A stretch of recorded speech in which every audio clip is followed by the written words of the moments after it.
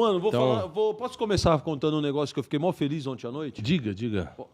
Ontem, tinha um comandante meu na polícia, um abraço pra ele, o coronel Henrique Dias, um cara patrulheiro lá na região de Osasco, Thor, puta cara decente, justo.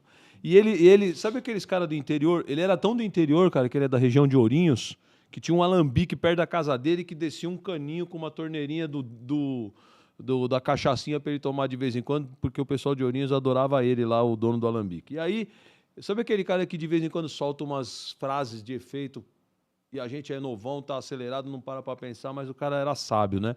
E ele falava, uma vez ele falou pra mim assim, ó, cara, a gente morre e não vê tudo. Aí outra vez ele virou e falou assim, ó, quem fica dormindo não vê Deus passar. E essas frases, né, cara? Aí ontem era 11h30 da noite, eu tava assistindo TV, e ao invés de estar dormindo, né, cara? Foi por isso que eu vi Deus passar. A gente só vê as coisas boas quando a gente tá acordado. Aí tô acordado lá, deitado no sofá, começa o programa na Jovem Pan News, aquele Capês, ex-promotor de justiça que foi deputado, fazendo uma entrevista no presidente do Tribunal de Justiça Militar, o desembargador Dr. Silvio Hiroshi. Inclusive, eu já deixo registrado, não deve chegar para umas autoridades nesse nível, mas que prazer de ver uma entrevista como a do Dr. Silvio Hiroshi lá.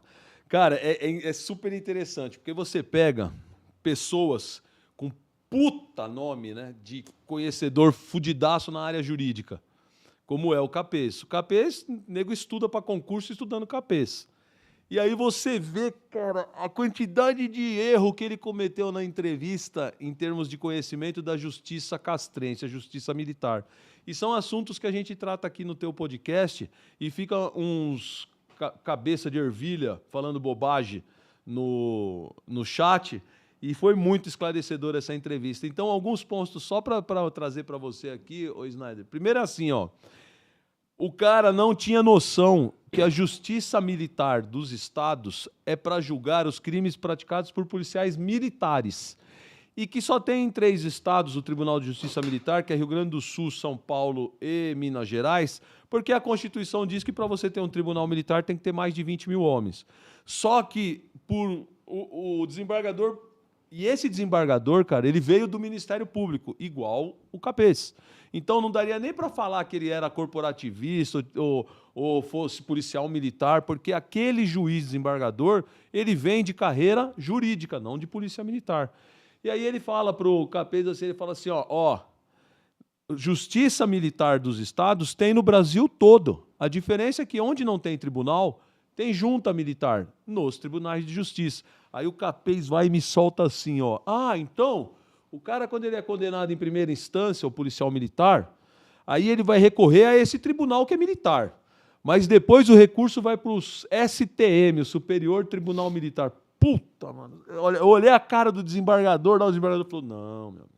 Justiça Militar da União são os crimes federais militares do Exército, Marinha e Aeronáutica. Não tem nada a ver com os crimes dos estados das polícias militares. Então, por que eu estou fazendo esse comentário aqui? Primeiro que é o seguinte, tem gente que estuda muito,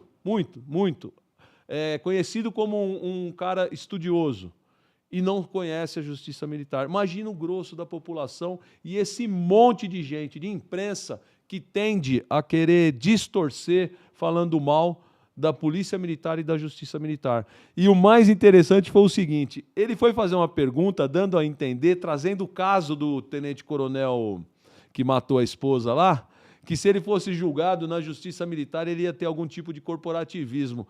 Mas foi muito bacana a resposta daquele desembargador que veio do Ministério Público. Virou para ele e falou assim, Capês, você sabe, depois que mudaram a lei e os dolosos contra a vida, os homicídios praticados por policiais militares, passaram a ser julgados pelo tribunal do júri, teve muito mais absolvição do que no nosso tribunal. O nosso tribunal era muito mais técnico e sério. E os oficiais da Polícia Militar muito mais condenavam esses crimes do que o tribunal do júri.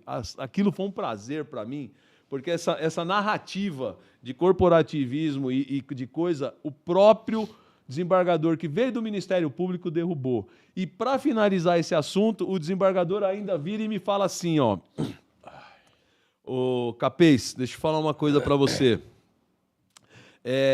Não sei se você sabe, mas o escabinato é a junta de juízes que é formada por 4 oficiais superiores ou subalternos para julgar os policiais militares, presidido por um juiz togado, juiz de carreira, que não veio da Polícia Militar.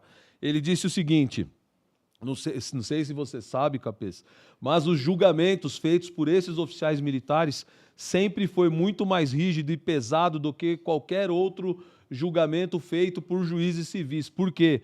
Porque eles não admitem que pessoas que fazem a mesma academia que eles cometam erros. Eles são muito mais rígidos. Então, deixar um prazer por ter visto uma entrevista como essa do Dr. Silvio, um cara que não é policial militar, veio do Ministério Público e demonstrou como funciona a justiça militar no estado de São Paulo, a rigidez que é. E outra coisa que ele falou, que eu já tinha dito algumas vezes aqui, é o seguinte: sem a justiça militar no estado de São Paulo, é uma tropa de 84 mil homens armados que não teriam uma rigidez necessária para manter tudo com muita hierarquia, disciplina e cuidado. Então, aquilo que a gente fala e um monte de mimizento fica dizendo que é corporativismo, nós temos um desembargador vindo do Ministério Público para dizer qual que é a verdade da nossa justiça militar no estado de São Paulo. Parabéns pela entrevista, doutor Silvio, mostrando qual que é a realidade. O resto é só narrativa para querer destruir a PM. Obrigado, meu irmão. Precisava falar isso aí.